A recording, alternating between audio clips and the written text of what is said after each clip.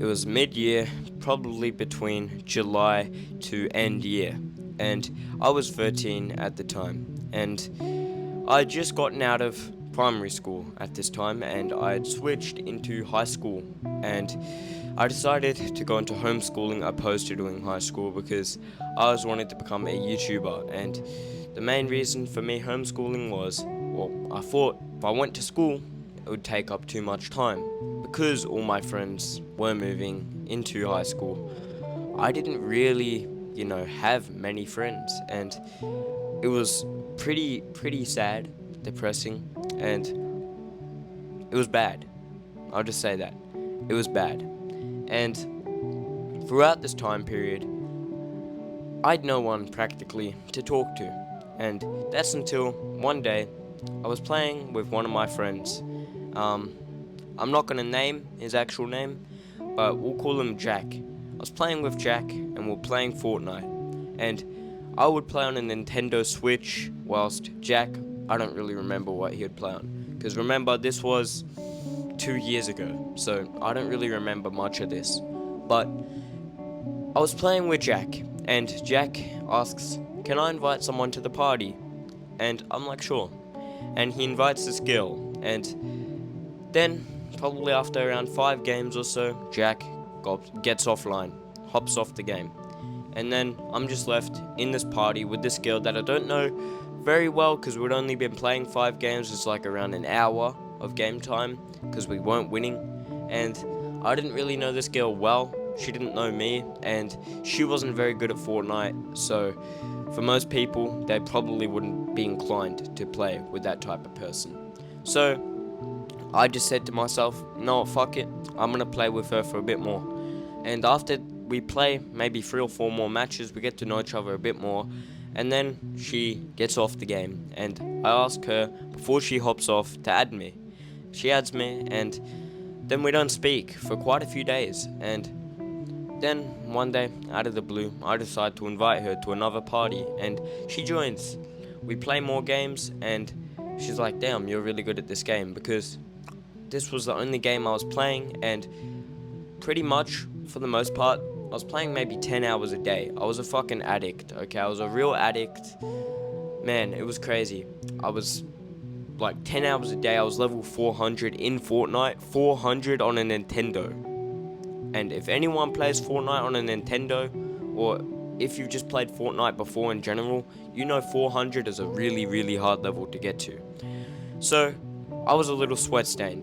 But that's not the point of today's video. Throughout this whole time that I was feeling, the sense of sadness because I didn't have friends, it started to grow on me because I wasn't really hanging out with my friends. I was becoming introverted, and in primary school, I was a very outgoing and talkative person. And now I've just gone from that to, barely talking to anyone in real life. And after a few days, downward spiral, just kept on going. And throughout all this, I didn't get my computer until maybe 4 or 5 months into the actual school year.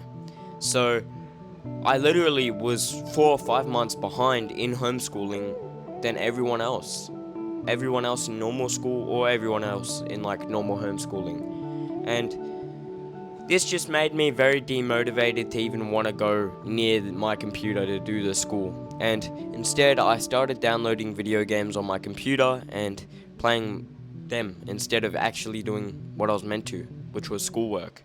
And I remember first I got this game called Bloons TD Battles, and then I got CSGO, Counter-Strike, along with a few others. Then I started wanting to, try out mobile games on my computer. So what I started to do is I downloaded an emulator, and an emulator basically is just one of those things that emulates, onto computer. It basically makes your computer think you're running on a phone, so you can download mobile games on the emulator.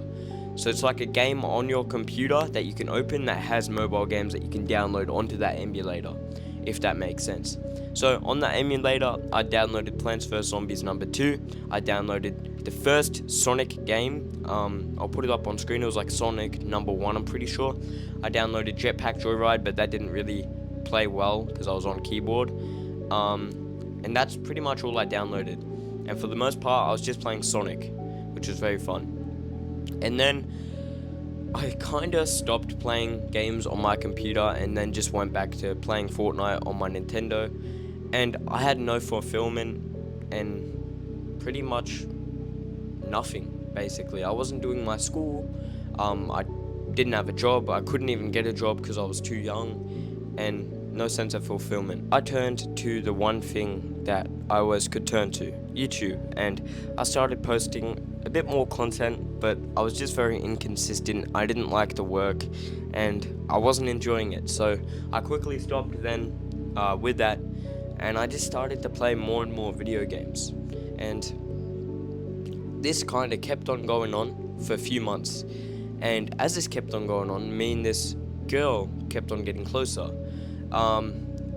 So yeah, that kept on happening, and this girl lived all the way on the other side of Australia, so couldn't see her even if I wanted to, but that wasn't the point. I had someone to play with, and usually I pretty much never would have anyone to play with. And as this kept on going on, I started to get these thoughts in my head, and I'm sure you guys know what I'm pointing to, but I didn't really want to live, and I was thinking my life is pointless, I'm so behind on so many things, and even if I did start now, what's the point? Because I probably wasn't going to be able to graduate until I'm 19. That's how I was viewing it.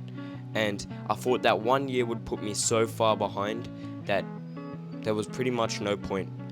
And so I expressed these thoughts to my mum, and I tell my mum, and my mum tries to help me, cheer me up, and my mum's the type of parent to not judge and not go ahead and say, oh, well, you've got this thought in your head, you got to go to a therapist, you got to go see this, you got to go into a mental ward. She wasn't like that at all. She was very caring, and she was very, very thoughtful and nice. And this thought stayed in my head, but if I'm being honest, the one thing keeping me from actually, was this girl, because this girl gave me something to wake up to. I could wake up knowing, hey, today I get to play, but I get to play with someone, because as I said, I was level 400 in this game, which is a high level, and I had no one to practically play with. So being able to actually wake up and get to play with someone was what was keeping me happy. And that wasn't the only thing. I also knew that if I did, that I would be pulling so many people down around me, because all of my friends, I knew that the reason they weren't talking to me wasn't because of my personality. It wasn't because of what I looked like, or wasn't because what I was doing. It was because I was homeschooled and they had other friends in their life, and I wasn't seeing them every day, and that's part of the reason why they swerved away from me. And now I've got a very close relationship with all of my friends, and now we're all a lot better. Like, I'm very closer with all of my friends compared to that time. But that was the main thing keeping me, alive, is knowing that if I did ever, decide to do that type of thing, that there is no going back. There is no going back. And I would affect my mother, my father, my siblings, my friends, everyone. And pretty much, half of these people I just mentioned, like my friends, my siblings, not my mother, but friends, siblings, and father, basically, I thought they all didn't care about me until I learnt that, they obviously do, but sometimes not everyone can be there for me. And that's what I quickly learned, and that's what helped me a lot. And there's this one quote that I really, really like. I don't know who made it. It is this. It's, don't make a permanent decision on a temporary emotion. Something like that, along those lines. Don't make a permanent decision on a temporary emotion. Basically meaning, if you're feeling some way, don't ever make a permanent decision. And that's what I've stood by. And another very inspiring, thing that helped me in that time period is obviously in 2022, 2023, Andrew Tate. He was, going viral all over the internet. And love him or hate him, I don't really care. It's all opinions at the end of the day. But the one thing that I really like, and this is what he said. He said, I probably won't even put the clip up, but it was something along the lines of, I would never, off myself, because my parents worked so hard to put food on the table that I would never do that. And that's what inspired me a lot, and I'm so glad that I didn't give in to those evil thoughts, because if I did, I wouldn't get to help people today, and I wouldn't get to do what I enjoyed today. And I don't do this for the money or anything, and this is something that Jack Piggott said, and he's obviously the biggest self-improvement creator in the whole platform basically. And he said he doesn't do it for money, he doesn't do it for fame, he does it to help people, and by helping people and changing mindsets, that's going to affect generations. His money won't, not how many views he gets or how much money he makes, that won't affect the next 10 generations. But changing a mindset on someone, say changing a mindset on a drug addict. This is an example. Say he changed a mindset on a drug addict. Okay, this drug addict has a kid. Okay, he sees this guy's video. Say he decides to change his life and he gets inspired, which is unlikely, but just say he did. Then he's gonna break the spiral, because most likely the reason he was on drugs in the first place is A, because his parents were, or it was something along with his parents.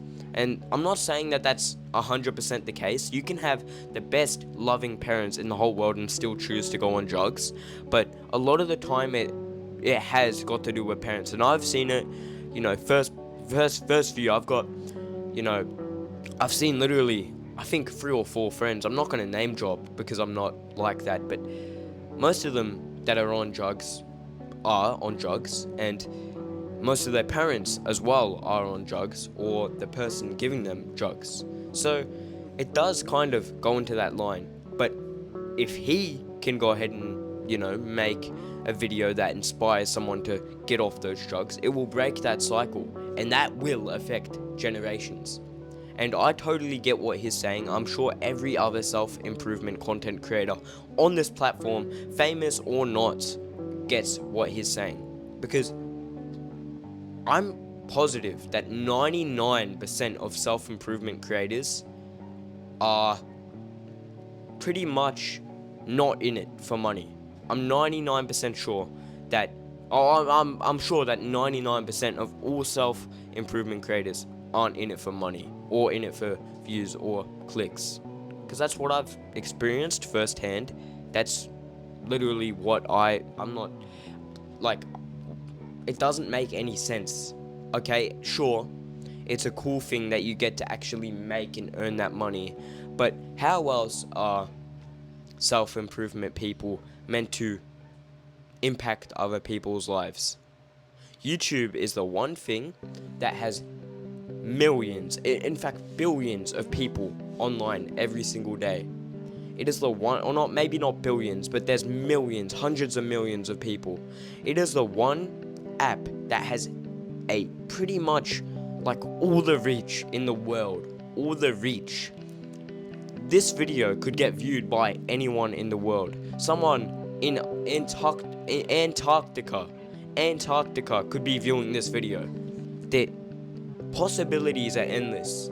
So sure, YouTube pays well, but that's a byproduct of what self-improvement YouTubers get to do. We get to help people, and that's what matters most. And I'm sure 99% of other YouTubers, like self-improvement YouTubers, will agree with me, and the 1% will be the 1% that's in it for the money. I know there probably will be some self-improvement creators in it for the money, and I don't know who they are. And I think if I knew someone that was in it for the money, I would be able to tell. I've never met a single creator that's gone up and said to me, I'm in it for the money. I make self-improvement videos for money. I've never met one in my whole entire 8 months of making these videos. Never. Maybe not 8 months. No, it's around 8 months. Never met one. But those are the two things, like I said before, that inspired me. Knowing that I'm going to bring people down if I decide to, and knowing that my family worked so damn hard to bring me in this world, and I'm not going to be stupid enough to go ahead and take myself out. If I'm going to die, I'm going to die in style, baby. I ain't going to go kill myself, you know what I mean? Yeah, so hopefully this video doesn't get banned. Surprised if it doesn't, because YouTube doesn't really like these types of videos, but if you're seeing this, obviously it's not banned.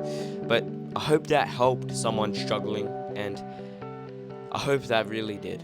But that's how I got through my hard times, and always know that there is a light at the end of the tunnel.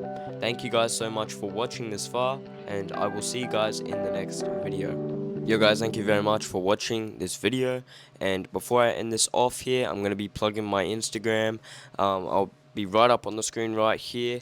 Going to be very active on Instagram, posting, every day hopefully. So if you want to go check that out, go ahead. It's going to have personal stories, more events. So if you want to, get to know my content more personally, things like that, then check out the Insta. If not, that's totally fine. Peace out, guys.